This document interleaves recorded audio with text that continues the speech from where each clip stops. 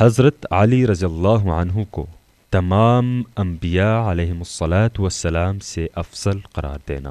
اب اگر ہم کہتے ہیں کہ علی ابن ابی طالب محمد مصطفیٰ کو چھوڑ کر تمام انبیاء پر فضیلت رکھتے ہیں تو اس میں بغلو کی کون سی بات؟ پاک و ہند میں مقبول شیعہ عالم آیت اللہ حقیل کی گفتگو آپ نے سماعت فرمائی۔ اب آپ سورۃ الانعام آیت نمبر 85 اور 86 سنیں۔ وَزَكَرِيَّا وَيَحْيَا وَعِيسَى وَإِلْيَاسَ كُلٌّ مِّنَ الصَّالِحِينَ وَإِسْمَاعِيلَ وَالْيَسَعَ وَيُونُسَ وَلُوطًا وَكُلًّا فَضَّلْنَا عَلَى الْعَالَمِينَ۔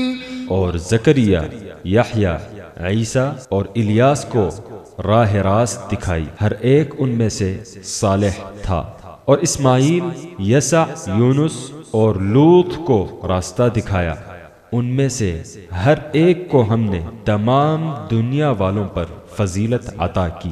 اس رکوع میں 18 انبیاء علیہم الصلاۃ والسلام کا تذکرہ ہے۔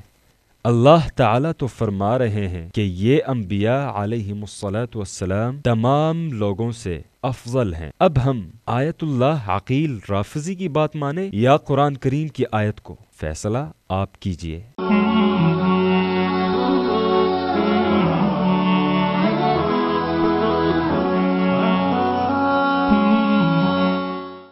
لا